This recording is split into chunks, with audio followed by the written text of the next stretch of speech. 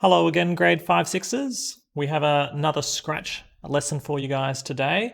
Some of you are finding these a bit challenging, other guys are finding it quite easy, but regardless, I want you to go along with the lesson because there will be some further tasks that you'll need to do with this later on. So I want you to make sure you know how to do all the things that are covered in these lessons. Now, I'm already in the Scratch webpage, so make sure you're logged in as well. And copy along with me as we go through the video if you would like. But today, instead of stepping you through on my own, we're actually going to be using a Scratch tutorial. I'll show you how to do that. So for starters, just go into your Scratch and press Create.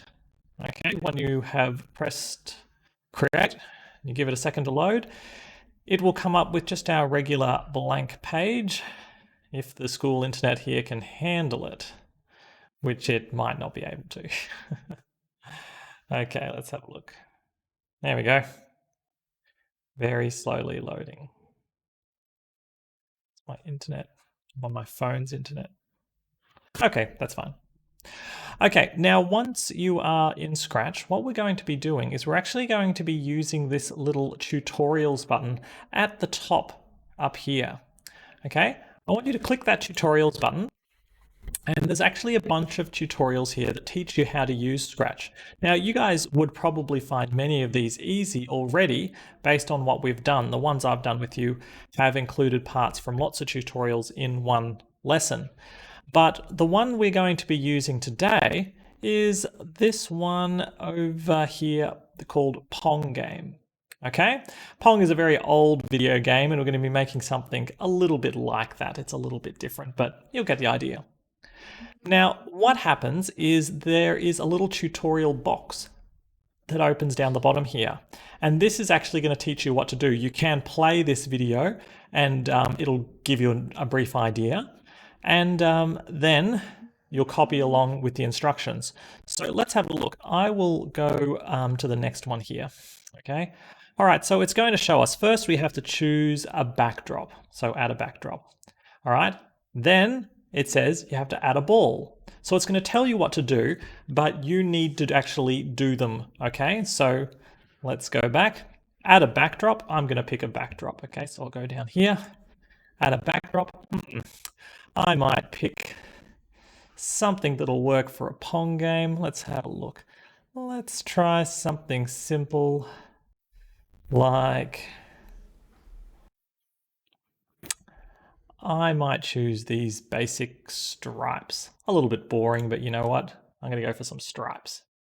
Okay, then we need to add a ball sprite. Okay, you know what? That means we don't need our little cat here, so I'm going to cross that cat off, and I'm going to choose a sprite. Now, we can search through for a ball. You could type it in as well, but I've found it just here, so I'm just going to choose the ball. There we go. I now have the ball added in. Okay, then to the next page. All right, and now it says you have to bounce the ball around. Okay, and to do this, it's got the instructions here. You need to put all these instructions down. Okay, now let's have a look. Okay, first it's when the flag is clicked. Okay, so let's go and find that when the flag is clicked. No, we have to point in direction 45. 45 degrees is going to get the ball to go at an angle, first of all. Okay, so let's do that. We'll go into motion, find the point to, well, point in direction. There we are. And I'll change that to 45 degrees, which is in that angle. So the ball, well, I'm reversed. So it's going to actually point in that direction. Okay. All right, now let's go into the controls. We have to add a forever loop, which means it's got to keep bouncing around forever. So everything we put inside this loop will keep happening forever until the program stops.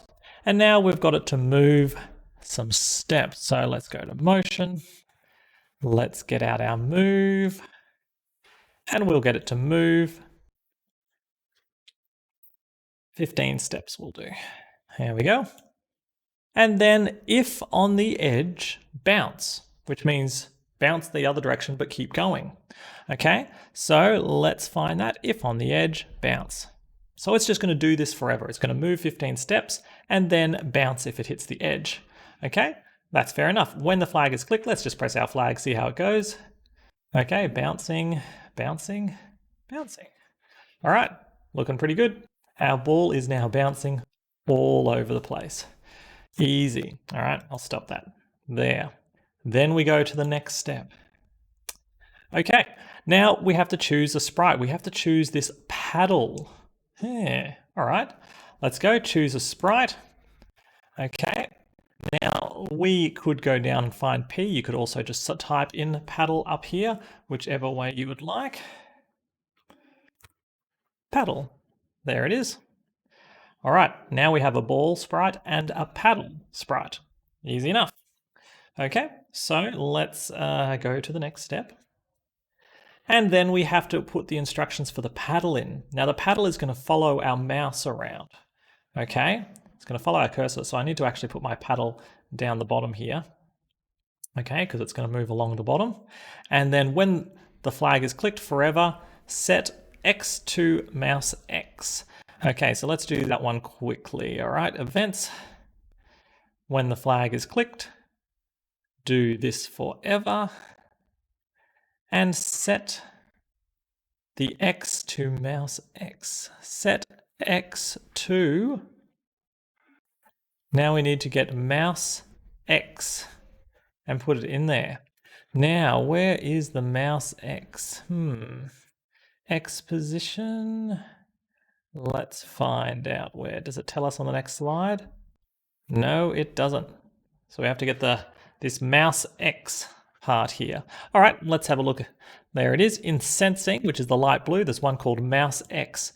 Now remember, if the X is the left and right, okay? So basically, wherever our mouse is, left and right, it'll put the paddle in the same place, left and right. So it's going to change the X position of the paddle to be whatever the position of the mouse is. So it's going to copy our mouse.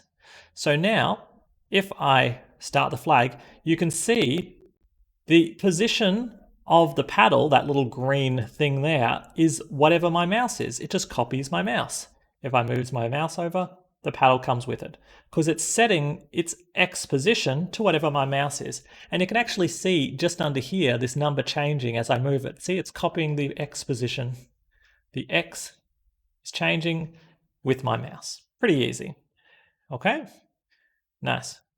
All right, I'll press the cross on that now. Then we go to the next step. Now, boys and girls, I'm not going to do the whole thing for you. I want you to follow on these steps by yourself, because if you can do this, then you actually got a whole bunch of other tutorials that you are able to do on your own time, if you would choose. We need to select the ball sprite then. We haven't got the line in yet. No, it hasn't shown us that yet. Have to select the ball sprite. Then we need to add a code to bounce the ball off the paddle so that when the ball hits the green paddle, it'll bounce in a different direction. So you'll have to do that. Now there's a few little codes there. You might not know where they are. You might have to have a little search around for them. Okay, but yours should look exactly the same as this picture. Okay, and then once again, we have to make a new variable. Okay, this variable is one, we have used some variables before, but your variable is going to keep track of your score, how many times you bounce the ball. Okay, after that, you've got the variable going in. You're going to have to add it in. Remember, just copy what's here. Okay, and then let's continue. Yes, that's right. Reset the score whenever the flag is clicked. All right. Last of all, the game over part. Well, there'll be a red line at the bottom of the screen so that if the ball hits the red line, meaning if you miss bouncing it back up, it will go game over and you lose. So you've got to see how many times you can bounce the ball without it hitting the red line. Okay, the red line will go at the very bottom along here. Okay, and the red line is also in the sprites there. Okay, so add the red line sprite. Yeah, it's in there. See, a line. All right, boys and girls, I'm deliberately not doing the whole thing for you this time. I want you guys to try and figure it out yourselves a bit. Remember, for digital technology, you only need to do it for at most an hour. You know, if you get stuck on this, I don't want you guys to totally stress out about it, okay? It'll only be a few weeks before you guys are in class with me, and I'll be able to help you to much greater depth. And I'll also try and get online later to help you guys out, but we'll have to see how that goes, because now that the preps and 1-2s are in the school, I'll be in class with them, so I probably won't be able to make an online chat. So maybe the best thing to do is email me if you get stuck, or be patient, and I will be more than capable to help you guys when you're in school with everybody else, which won't be far away. So anyways, boys and girls, I want you to try and complete that program, see if you can get it working by yourself. Remember, don't get too stressed, stop if you can't, but try your best. I'd like you to give it a go for that full hour if you can. And feel free to add in your own little flair if you manage to do it fairly easily. All right, so boys and girls, I hope you have fun with that. I look forward to seeing all of your programs once you're done. Thanks a lot, guys. I'll catch you later.